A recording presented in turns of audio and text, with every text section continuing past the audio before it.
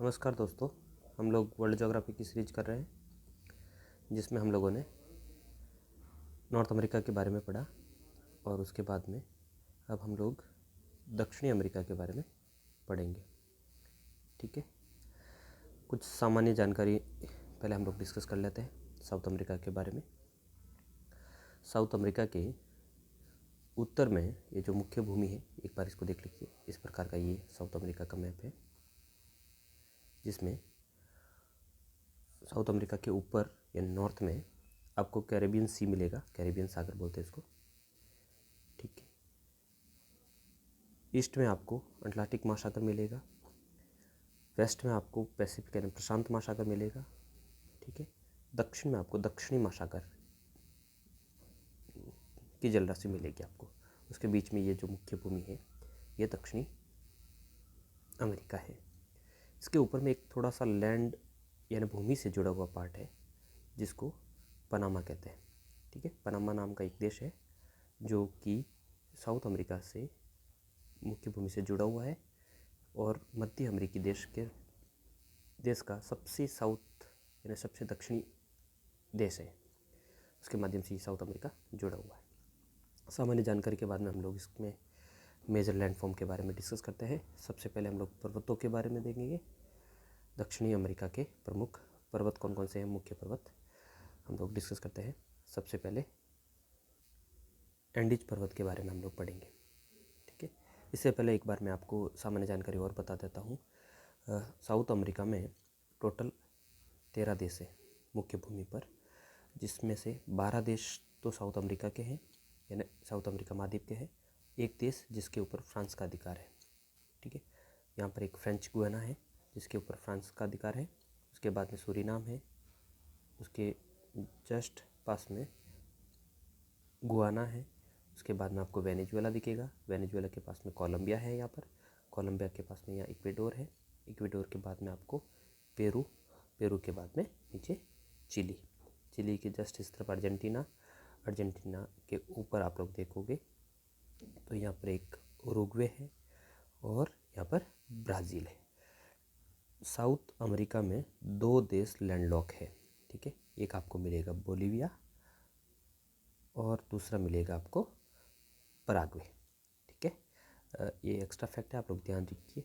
Bolivia और Paraguay landlocked यानी स्थलरूढ़ देश है साउथ अमेरिका के। बाकी सारे देश जिनकी सीमा तटीय क्षेत्र से लगती है या फिर सागर से लगती है, अभी हम लोगों ने डिस्कस किया, जैसे फ्रेंच गुयाना जिसके ऊपर फ्रांस का अधिकार है, उसके बाद में सूरीनाम है, गुयाना है, उसके बाद में वेनेजुएला है, उसके बाद में कोलंबिया है। ठीक है, इक्वेडोर है, उसके बाद पेरू और चिली, अर्जेंटीना, उरुग्वे, पराग्वे और ब्राज़ील, और एक और देश है जिसके अंदर में यहाँ पर बोलिविया। ऐसे करके टोटल 12 मुख्य देश है यहाँ पर और एक जिसके ऊपर फ्रांस का अधिकार है। टोटल 13 कंट्रीज़ यहाँ पर है साउथ अमेरिका की, टोटल 13 कंट्री, जिसमें से 2 कंट्री लैंडलॉक है।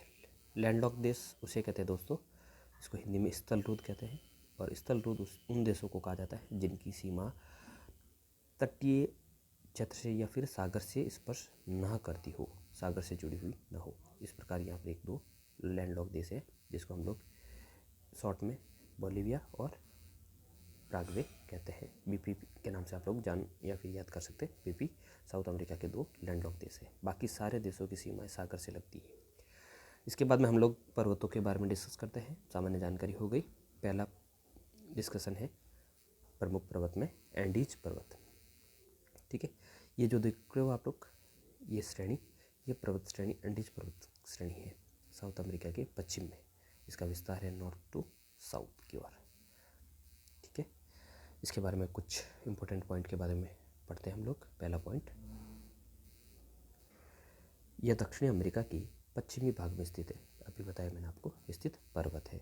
इस पर्वत का निर्माण नजका प्लेट या नाजका प्लेट तथा दक्षिणी अमेरिका प्लेट के अभिसरण से हुआ है, अभिसरण से हुआ है। ठीक है, इसमें ध्यान रखिए दोस्तों आप लोग, नजका प्लेट छोटी सी प्लेट है। ठीक है, इस प्रकार ये आपका साउथ अमेरिका है और ये साउथ अमेरिकन प्लेट है। दो प्रकार की प्लेटें होती है, महाद्वीपीय और महासागरीय। ये बड़ी प्लेटें होती है दोनों, जिसको हम लोग कॉन्टिनेंटल और ओशनिक प्लेट कहते हैं। ओशनिक प्लेट में जो छोटी प्लेट है ना, यहाँ एक छोटी सी नज़का प्लेट है, ठीक है, इसको नज़का प्लेट कहते हैं। और ये साउथ अमेरिका की प्लेट है। ये दोनों आमने सामने गति करती है, ये ऐसे गति करती है और ये ऐसे करती है, और आमने सामने गति के कारण इनके अंदर टकराव होता है, और टकराव के फलस्वरूप जो भारी प्लेट है वो दस जाएगी, छोटी प्लेट ऊपर उठ जाएगी, और ऊपर उठने के कारण वलन का निर्माण होगा, और वलन से निर्मित उच्च स्थलाकृति को हम लोग वलित पर्वत कहते हैं। ठीक है दोस्तों, इस प्रकार अभिसरण के कारण जो वलित पर्वत का निर्माण होता है उसको हम लोग फॉल्ट माउंटेन भी कहते हैं। ठीक है, और एंडीज पर्वतमाला एक वलित और नवीन पर्वतमाला का उदाहरण है। अगला पॉइंट देखते हैं, यह विश्व की सबसे लंबी पर्वत श्रेणी है। कई बार एग्जाम में पूछा हुआ फैक्ट है ये। विश्व की सबसे लंबी पर्वतमाला का नाम एंडीज पर्वतमाला है, जो कि साउथ अमेरिका महाद्वीप में नॉर्थ से साउथ की ओर स्थित है, जो कि दक्षिण अमेरिका के 7 देशों में इसका विस्तार है। बहुत ही इंपॉर्टेंट है दोस्तों, 7 देशों में इसका विस्तार है। क्रम पूछ सकता है एग्जाम में, हम लोग देखते हैं एक एक करके। पहला देश है वेनेजुएला, देखा था अभी मैप में हम लोगों ने, सबसे ऊपर वेनेजुएला, उसके बाद में Colombia, Ecuador, Peru, Bolivia, Chile और अर्जेंटीना। इन 7 देशों में इसका विस्तार है एंडीज पर्वतमाला का। ठीक है, और विश्व की सबसे बड़ी पर्वत श्रेणी है ये। आगे चलते हैं हम लोग। अगला पॉइंट है, यह विश्व की दूसरी सबसे ऊंची श्रेणी है। दूसरी सबसे ऊंची श्रेणी है, ये ध्यान रखिए आप लोग, दूसरी नंबर पर सबसे ऊंची श्रेणी है। पहली कौन सी है? हिमालय। ठीक है, विश्व की सबसे ऊंची श्रेणी हिमालय है, और तथा यह दक्षिणी गोलार्ध की सबसे ऊंची श्रेणी है। अलग से फैक्ट है ये। नॉर्थ हेमिस्फीयर, आपको पता होगा 0 डिग्री जो इक्वेटर होती है उसके ऊपर वाला जो महाद्वीप होता है उसको हम लोग नॉर्थ हेमिस्फीयर कहते हैं, नीचे वाले को साउथ हेमिस्फीयर कहते हैं। ठीक है, नॉर्थ हेमिस्फीयर में सर्वोच्च ऊंची श्रेणी का नाम हिमालय है। विश्व में सबसे ऊंची श्रेणी का नाम भी हिमालय है, लेकिन साउथ हेमिस्फीयर, अगर स्पेशल साउथ हेमिस्फीयर की सबसे ऊंची श्रेणी का नाम पूछे तो आपको एंडीज पर्वतमाला करना है। ठीक है, जो कि साउथ अमेरिका महाद्वीप में स्थित है। अगला पॉइंट देखते हैं, इस श्रेणी की सबसे ऊंची चोटी एकांकागुआ है। कई बार पूछा हुआ फैक्ट है ये। एकांकागुआ एंडीज पर्वतमाला की हाईएस्ट पीक है, जिसकी ऊंचाई 6960 मीटर है। 6960 मीटर। इस श्रेणी में बहुत सी ज्वालामुखी चोटियाँ हैं। ज्वालामुखी चोटियाँ मिलेगी आपको, अभिसरण के कारण ज्वालामुखी का उद्गार हुआ, और उद्गार के कारण बहुत सारी पीक आपको ज्वालामुखी की मिलेगी, जैसे कोटोपेक्सी है और चिम्बराजो। इम्पोर्टेंट है दोनों, ध्यान रखिए, ज़्यादा इम्पोर्टेंट ये दोनों है। जिसमें से कोटोपेक्सी जो चोटी है ये विश्व की सबसे ऊंची ज्वालामुखी चोटी है। पॉइंट एक्स्ट्रा है, आप लोग लिख लेना अपने नोट्स में। विश्व की सबसे ऊंची ज्वालामुखी चोटी का नाम है कोटोपेक्सी, जो कि एंडीज पर्वतमाला में स्थित है। आगे चलते हैं हम लोग। इस श्रेणी से दक्षिणी अमेरिका की प्रमुख नदियों का उद्गम होता है। ठीक है, कौन कौन सी नदियाँ देख लेते हैं। अमेजन नदी, सुना होगा आपने नाम, और कोलोराडो नदी। अमेजन नदी जो विश्व की सबसे बड़ी नदी है, इसका विस्तार जलग्रहण क्षेत्र के रूप से बहुत ही बड़ा है। ठीक है, और अटलांटिक महासागर में ये मुहाना बनाती है, और निकलती कहाँ से? एंडीज पर्वतमाला से निकलती है। ठीक है, ज़्यादातर इसका जो विस्तार है वो आपको ब्राज़ील देश में देखने को मिलेगा। ठीक है, और कोलोराडो नदी, आप लोगों को पता होगा, हम लोगों ने नॉर्थ अमेरिका महाद्वीप में एक कोलोराडो नदी के बारे में पढ़ा था, जिसका बहाव यूएसए में था। ठीक है, ग्रैंड कैनियन का निर्माण करती थी वो नदी। एक नदी कोलोराडो नाम से साउथ अमेरिका में भी है, आप लोग इसको ध्यान रखिएगा। ज़्यादा इंपॉर्टेंट नॉर्थ अमेरिका वाली है, क्योंकि वो ग्रैंड कैनियन का निर्माण करती है, लेकिन कभी फैक्ट पूछ सकता है एग्जाम में, तो आप लोग ध्यान रखिए, कोलोराडो नाम की नदी साउथ अमेरिका महाद्वीप में भी स्थित है। इस श्रेणी क्षेत्र में अंतर पर्वतीय पठार स्थित है। एंडीज में बहुत सारे अंतर पर्वतीय पठार मिलेंगे आपको, जैसे बोलीविया का पठार। इस श्रेणी क्षेत्र में गहन वनस्पति का आवरण ज़्यादा है, और जैव विविधता पाई जाती है। ठीक है, जहाँ वनस्पति ज़्यादा है, इक्वेटोरियल क्षेत्र है, पर्वतीय क्षेत्र है, वहाँ पर निश्चित तौर पर आपको बहुत सारी विविधता मिलेगी, जो कि जैव विविधता के रूप में देखने को मिलती है। इस श्रेणी के पूर्वी ढाल पर पाए जाने वाले वनों को मोंटाना वन कहा जाता है। वेरी वेरी इंपॉर्टेंट फैक्ट है दोस्तों। कई प्रकार के वन पढ़े होंगे आपने, लेकिन स्पेशली एंडीज पर्वतमाला के जो पूर्वी क्षेत्र है, यहाँ पर जो वन पाए जाते हैं उनको मोंटाना नाम से जाना जाता है। ठीक है, ये आप लोग ध्यान रखिएगा। आगे चलते हैं हम लोग। दक्षिणी अमेरिका के पठार, पर्वतों में एक मुख्य पर्वत, एक ही पर्वतमाला है जिस एंडीज, और जिसके बारे में हम लोगों ने विस्तार से पढ़ा भी। उसके बाद में हम लोग पठार के बारे में पढ़ते हैं। दक्षिणी अमेरिका महाद्वीप के मैप जो है उसमें कहाँ कहाँ कौन सा पठार है इसको एक बार देख लेते हैं हम लोग। सबसे ऊपर देखो गुआना का पठार है, जहाँ पर गुआना, सूरीनाम और फ्रेंच गुआना देश विस्तृत है। वेनेजुएला का भी कुछ पार्ट आता है। यहाँ जो पठार प्लेटू है उसको हम लोग गुआना पठार के नाम से जानते हैं। दूसरे नंबर पर ब्राज़ील की जो उच्च भूमि है, इस पठारी क्षेत्र में जो क्षेत्र है इसको हम लोग ब्राज़ील के पठार के नाम से जानते हैं, जिसमें ब्राज़ील आ जाता है और थोड़ा सा नीचे वाला उरुग्वे वाला पार्ट भी आ जाता है, जिसको हम लोग ब्राज़ीलीय उच्च भूमि या फिर पठार के नाम से जानते हैं। ठीक है, आगे चलते हैं। एक एक्स्ट्रा फैक्ट आप लोग ध्यान रखिए, बोलीविया पठार और ब्राज़ील के पठार के मध्य वाले क्षेत्र में यहाँ पर ये छोटा सा क्षेत्र है जिसको माटो ग्रासो का पठार कहा जाता है, माटो ग्रासो का पठार। ठीक है, ये बीच वाला भाग है जिसमें बोलीविया पठार और ब्राज़ील के पठार के मध्य में हल्का सा छोटा सा भाग है, उसको हम लोग माटो ग्रासो पठार कहते हैं। यहाँ ग्राहन चाको का निर्माण भी होता है, झाड़ियाँ है और कटी दलदली क्षेत्र भी मिलेगा आपको। ठीक है, इस प्रकार का जो क्षेत्र है एकदम मध्य में दिखेगा आपको साउथ अमेरिका के, जिसको माटो ग्रासो का पठार के नाम से जाना जाता है। 3 नंबर पर है बोलीविया का पठार।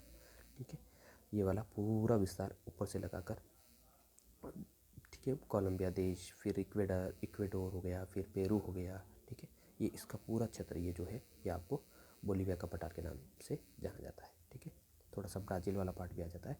नीचे देखो एक ये पैटागोनिया का पठार, ठीक है, अर्जेंटीना के मध्य में स्थित है। ठीक है, अर्जेंटीना आसपास में पूरा विस्तार है और इसके मध्य में जो क्षेत्र है इसको हम लोग पैटागोनिया पठार के नाम से जानते हैं। पैटागोनिया मरुस्थल भी है यहाँ पर, ठीक है, और पैटागोनिया पठार भी है।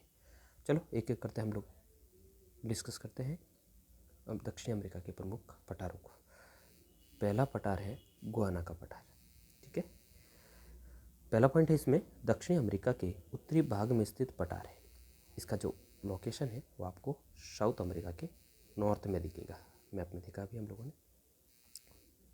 दूसरा पॉइंट, यह विश्व के सबसे पुराने भूभागों में से एक है। ठीक है, आप इसको ध्यान रखिएगा, विश्व के सबसे पुराने भूभागों में से इसको माना जाता है। अतः यह सील्ड का भाग है। सील्ड हम लोगों ने कई बार डिस्कस किया है। नॉर्थ अमेरिका में कैनेडियन सील्ड आपको याद होगा, पुरानी चट्टानों के क्रम या समूह को सील्ड कहा जाता है। ठीक है, यहाँ बहुत से खनिज पाए जाते हैं, जैसे बॉक्साइट है, सोना है, हीरा है। दोस्तों ज़्यादातर आप लोग ध्यान रखिए, जहाँ पर खनिज के भंडार होते हैं ज़्यादातर वहाँ की जो चट्टानें होती है वो पुराने युग की होती है, और ज़्यादा पुराने युग की चट्टानें होने के कारण वहाँ पर ज़्यादा खनिजों के भंडार की संभावना बन जाती है, क्योंकि समय ज़्यादा लगता है, और समय ज़्यादा लगता है जैसे जैसे खनिजों का निर्माण होता है चट्टानों में दबाव के फलस्वरूप। ठीक है, अगला पॉइंट देखते हैं हम लोग। इस पठारी क्षेत्र में ओरिनोको, ध्यान रखिए आप लोग, ओरिनिको या ओरिनोको भी कहते हैं इसको, ओरिनिको तथा उसकी सहायक नदियों द्वारा जलप्रपात का निर्माण किया जाता है, वाटरफॉल बनते हैं। ठीक है, सोपानाकार शिलाकृति के ऊपर, ठीक है, इस प्रकार से बनाती है, जिनका उपयोग जल विद्युत हाइड्रो इलेक्ट्रिक पावर उत्पादन के लिए किया जाता है। ठीक है, यह पठारी क्षेत्र विषुवत रेखा के पास स्थित है, अतः यहाँ की जो वनस्पति होगी वो वर्षा वन कहे जाएंगे या फिर कहलाते हैं। आप लोग हमेशा ध्यान रखिए, जहाँ पर 0 डिग्री इक्वेटर गुजरती है उसके आसपास का जो क्षेत्र होता है वो इक्वेटोरियल रीजन कहलाता है, और यहाँ पर दैनिक बारिश यानी डेली बारिश होती है, डेली वर्षा होती है। ठीक है, सुबह तापमान बढ़ेगा, दोपहर तक तापमान बहुत ज़्यादा हो जाएगा, उसके बाद में लो प्रेशर क्रिएट हो जाएगा, हाई टेम्परेचर के कारण लो प्रेशर क्रिएट होता है, और उसी लो प्रेशर के कारण वहाँ पर 4 बजे के आसपास बारिश की कंडीशन बन जाती है और मूसलाधार बारिश होती है, जिसके कारण वहाँ की जो वनस्पति होती है वो वर्षा वनों के रूप में विकसित हो जाती है। ठीक है, आगे चलते हैं हम लोग। अगला पॉइंट, यहाँ बहुत अधिक जैव विविधता पाई जाती है। ठीक है, वर्षा वन है, बड़े बड़े वृक्ष हैं, उनकी ऊंचाई ज़्यादा होती है, और बहुत ज़्यादा वृक्षावन होने के कारण यहाँ पर जैव विविधता बहुत ही ज़्यादा पाई जाती है, जैसे अमेजन के वर्षावन और ये सारा क्षेत्र। अगला पॉइंट, यहाँ आर्थिक सुरक्षा, ऊर्जा सुरक्षा और जैव विविधता के लिए महत्वपूर्ण है। आर्थिक के लिए कैसे, यहाँ पर बहुत सारे खनिज मिलते हैं, जैसे सोना, बॉक्साइट हम लोगों ने देखा था। ऊर्जा क्षेत्र, ऊर्जा सुरक्षा, यहाँ पर जलप्रपात के निर्माण होते हैं जहाँ पर जल विद्युत ऊर्जा का उत्पादन किया जाता है, और जैव विविधता यानी वर्षा वन में बहुत सारी जैव विविधता पाई जाती है। आगे चलते हैं, अगला पठार गुआना पठार के बाद में हम लोग ब्राज़ील के पठार के चर्चा करते हैं। ब्राज़ील का पठार, यह ब्राज़ील के लगभग आधे क्षेत्र में फैला है। ठीक है, मैप में देखा था हम लोगों ने, इसका विस्तार ज़्यादातर ब्राज़ील देश में है और वहाँ का लगभग आधे क्षेत्र में इसका विस्तार है पठार का, जिसको हम लोग ब्राज़ील का पठार कहते हैं। एक फैक्ट ये भी ध्यान रखिए, ब्राज़ील दक्षिणी अमेरिका का सबसे बड़ा देश है ना, दक्षिण अमेरिका का सबसे बड़ा देश है, और दक्षिणी अमेरिका के लगभग सारे देश ब्राज़ील से सीमा बनाते हैं, केवल इक्वेडोर को छोड़कर। इक्वेडोर इससे सीमा नहीं बनाता है और एक चिली नहीं बनाता है। ठीक है, ये दो फैक्ट आप लोग ध्यान रखिए, चिली और इक्वेडोर को छोड़कर ब्राज़ील के बाकी सारे देश दक्षिण अमेरिका के लगभग सारे देश ब्राज़ील से सीमा साझा करते हैं। अगला पॉइंट देखते हैं हम लोग, यह विश्व के पुराने भूभागों में से एक है तथा यह सिल्ट का उदाहरण है। यह भी एक सिल्ट का उदाहरण है। यहाँ बहुत से खनिज पाए जाते हैं जैसे लोएस्क है। ठीक है, माटो ग्रासो पठार इसी का भाग है, इसी का छोटा सा भाग है जो कि बोलीविया और ब्राज़ील पठार के मध्य वाला क्षेत्र में विस्तृत है। इस पठारी क्षेत्र से साओ फ्रांसिस्को तथा पराना नदियाँ निकलती है। दो नदियाँ निकलती है, साओ फ्रांसिस्को और पराना नदियाँ। सैन फ्रांसिस्को उत्तरी अमेरिका में है, ध्यान रखिए आप लोग, और साओ फ्रांसिस्को नदी ये दक्षिण अमेरिका में है। उत्तरी अमेरिका में एक क्षेत्र है, प्रदेश है जिसको सैन फ्रांसिस्को कहते हैं, और दक्षिण अमेरिका में एक नदी है जिसको साओ फ्रांसिस्को कहते हैं, ध्यान रखिए। और दूसरी पराना नदियाँ ब्राज़ील के पठार से निकलती है। अगला पॉइंट है, इस पठारी क्षेत्र में जल विद्युत उत्पादन किया जाता है, बहुत ज़्यादा संभावना है। ठीक है, तथा यहाँ जैव विविधता पाई जाती है। ये कॉमन पॉइंट है सभी का, जैव विविधता पाई जाती है। अगला देखते हैं हम लोग बोलीविया का पठार। ठीक है, यहाँ अंतःपर्वतीय पठार है, ये भी एक अंतःपर्वतीय पठार है, अतः यहाँ शुष्क परिस्थितियाँ पाई जाती हैं।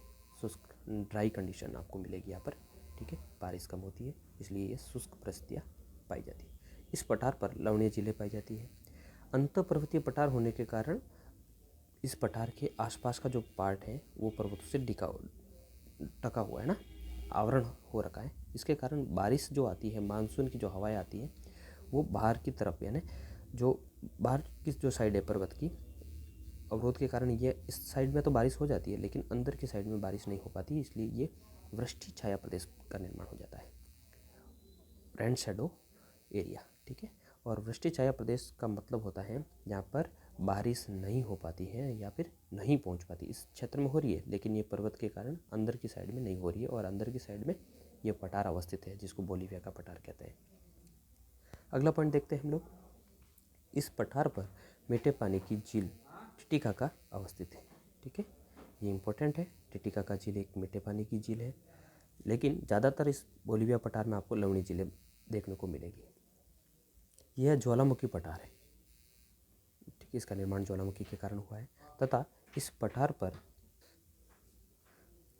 ज्वालामुखी पठार, दोस्तों एक बात ध्यान रखिए आप लोग, जब ज्वालामुखी में से लावा निकलता है और लावा निकलने के कारण इसमें अगर सिलिका की मात्रा कम होती है तो लावा पतला होता है, और पतला लावा दरारी ज्वालामुखी के माध्यम से बहता है, और बहने के कारण वो पठार की संरचना का निर्माण करता है। ठीक है, इस प्रकार बोलीविया का जो पठार है ये भी एक लावा निर्मित या ज्वालामुखी निर्मित पठार है।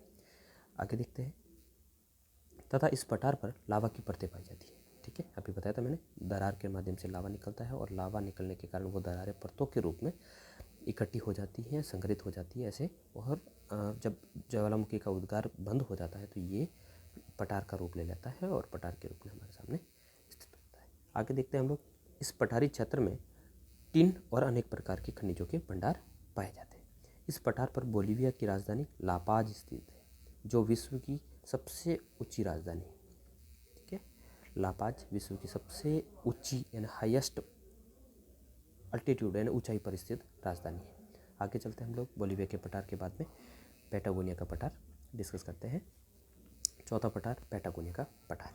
इस पठार पर लावा की परतें पाई जाती हैं, इसका निर्माण भी लावा की परतों से हुआ है, अतः ये भी एक प्रकार से ज्वालामुखी का पठार है।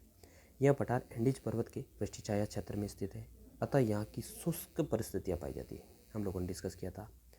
वृष्टि छाया क्षेत्र क्या होता है हम लोगों ने डिस्कस किया, और वृष्टि छाया क्षेत्र होने के कारण ये पठार अत्यधिक शुष्क अवस्था में है, ठीक है, ड्राई एरिया है। विश्व में सर्वाधिक शुष्कतम स्थानों में से एक है ये क्षेत्र। पैटागोनिया का पठार कहाँ अवस्थित है? ये अर्जेंटीना में अवस्थित है। इस पठार पर पैटागोनिया मरुस्थल स्थित है, ठीक है, स्थित जो एक ठंडा मरुस्थल है। दोस्तों, ठंडा मरुस्थल को हम लोग शीतोष्ण मरुस्थल भी कहते हैं ना, शीतोष्ण मरुस्थल। यह आपको 23.5 डिग्री के नीचे मिलेगा, अतः हम लोग इसको मान सकते हैं 40 डिग्री दक्षिणी अक्षांश के आसपास, 40 डिग्री साउथ लैटिट्यूड के आसपास आपको ये मरुस्थल की अवस्थिति मिलेगी, जिसके कारण इसको हम लोग शीत मरुस्थल या फिर शीतोष्ण मरुस्थल भी कहते हैं, ठीक है। क्षेत्रफल की दृष्टि से यह दक्षिणी अमेरिका का सबसे बड़ा मरुस्थल है, ठीक है। इंपॉर्टेंट फैक्ट है, याद रखना आप लोग। साउथ अमेरिका का सबसे बड़ा मरुस्थल पैटागोनिया का मरुस्थल है, जो कि एक ठंडा और शीत मरुस्थल है, ठीक है। और सर्वाधिक शुष्क क्षेत्र है, यहाँ पर मिलेंगे आपको शुष्क दशाएं मिलेगी देखने को, ठीक है। दोस्तों, हम लोगों ने आज साउथ अमेरिका महाद्वीप, दक्षिण अमेरिका महाद्वीप के बारे में, पर्वत के बारे में पढ़ा, सामान्य जानकारी पढ़ी, उसके आसपास के जल राशियों के बारे में पढ़ा, कौन कौन से सागर से आबद्ध है ये देश, ये महाद्वीप सॉरी, और उसके बाद में हम लोगों ने पठार के बारे में पढ़ा। इनकी विशेषताओं के बाद में हम लोग आगे नेक्स्ट वीडियो में हम लोग दक्षिण अमेरिका की प्रमुख झीलों के बारे में पढ़ेंगे, और उसके बाद में इसकी और जो विशेषता है उसके बारे में हम लोग पढ़ेंगे, नदियों के बारे में पढ़ेंगे, ठीक है। दोस्तों, आज बस इतना ही। देखने के लिए आप धन्यवाद। आप लोग इसको देखिए और नोट्स बनाइए अपने, बार बार रिवीजन करिए। ओके दोस्तों, थैंक यू वेरी मच।